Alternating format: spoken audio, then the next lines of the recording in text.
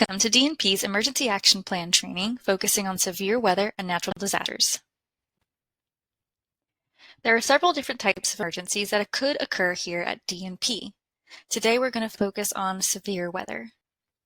The following slides will help you understand how DNP monitors and responds to a severe weather emergency.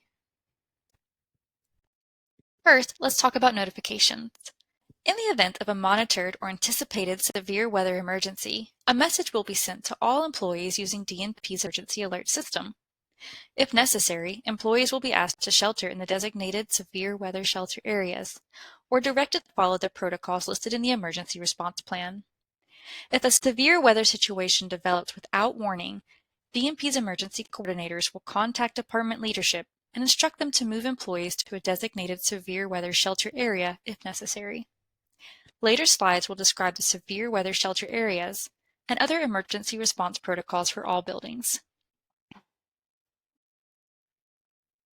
First, we'll talk about the most common types of severe weather here in North Carolina, tornadoes and hurricanes. While severe weather can happen at any time, there are times of the year when severe weather is more likely. For example, tornadoes are most common in North Carolina between March and May. Hurricanes are most likely to impact North Carolina between August and November. Both tornadoes and hurricanes can usually be detected hours or days in advance, giving us the opportunity to monitor and prepare for them. When severe weather is forecast for our area, DNP will monitor the situation and be prepared to act should conditions turn hazardous.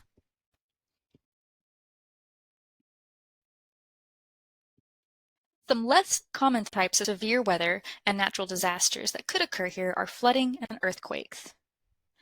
While serious flooding is less common in our area than other types of disasters, the 2024 floods demonstrated that heavy rainfall can have devastating impacts on any community. Procedures for flood events are discussed in the next slide. Earthquakes are very uncommon for our area, but they do happen occasionally. Any earthquake can cause damage to buildings and roadways and create hazards for people. Procedures for earthquakes are discussed in our next slide as well.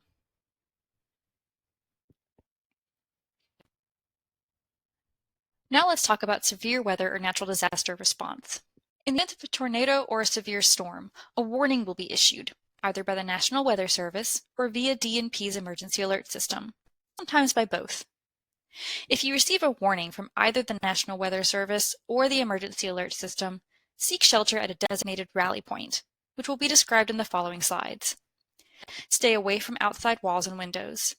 Use your arms to protect your head and neck.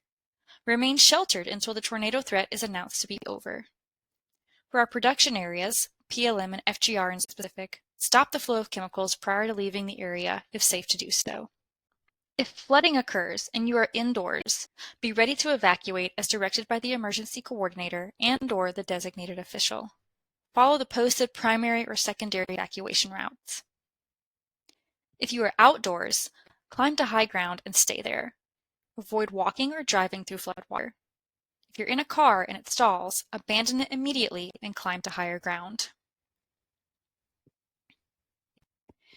In the event of an earthquake, immediately leave all warehouse areas. Stop the flow of chemicals in PLM and FGR if safe to do so. Keep away from overhead fixtures, windows, filing cabinets, and electrical power. Assist people with disabilities in finding a safe place. Stay calm and await instructions from the emergency coordinator or the designated official. This map shows the severe weather shelter areas for Building 1.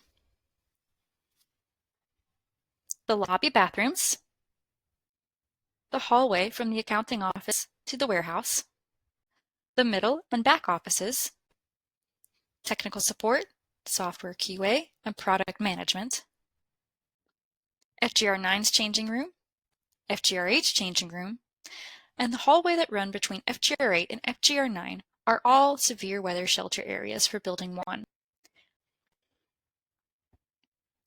This map shows the severe weather shelter areas for Building 2. The bathrooms and locker rooms at the front of the building, the entire packaging department, and the space outside of PLM-EC are all designated shelter areas. Currently, there is also a designated shelter area between the freezer, packaging, and the middle wall. However, this shelter area will be reevaluated after the freezer is removed and may be reclassified a non-shelter area. This map shows the severe weather shelter areas for Building 3. The break room, utility closet, the interior restrooms, and the hallway that runs between them are all shelter areas for Building 3. How do you decide which shelter area you should head for in a severe weather emergency? If you're in your work area, your supervisor will lead you to the appropriate shelter area. Follow them. If you are with an escort, such as touring another department or visiting HR, follow them to the appropriate shelter area. If your supervisor is not there to lead you, head to the shelter area that is closest to you. If you are on break or otherwise not in your work area, head to the shelter area that is closest to you. Whatever you do, never go outside during a severe weather emergency. Your car is not a safe place to be during a tornado, hurricane, flood, or earthquake. We'll conclude this session by talking about the emergency notification system again. If you are a DNP employee, your information is automatically added to the system within a month of hire. We use the contact information you list in ADP. If you think you need to update your information in the emergency notification system, make sure you notify EHS, HR, or your supervisor. You should do this anytime your primary phone number, email address, or preferred method of contact is changed. Temporary employee information is not entered into the emergency alert system. Instead, the temp agency's contact will be alerted for closure events, and area supervisors will communicate during on-site events. If the employee is converted over, their information will be updated based on the information they provide in ADP. Thank you for taking the time to learn more about DNP's procedures for severe weather and natural disasters.